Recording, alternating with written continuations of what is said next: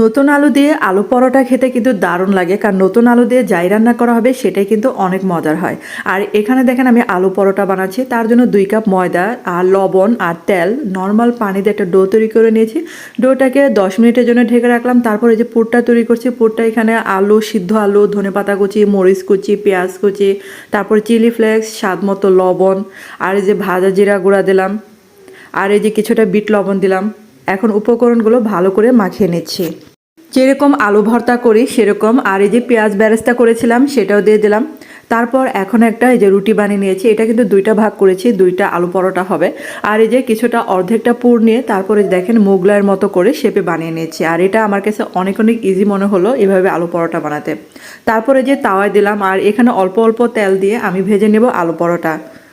আমার আলু পরোটা হয়ে গেছে, এখন এই যে চুলা থেকে নামিয়ে ফেললাম। আর এই যে কেটে এরকম করে সস দিয়ে পরিবেশন করেছি। ধন্যবাদ সবাইকে ভিডিওটা দেখার জন্য।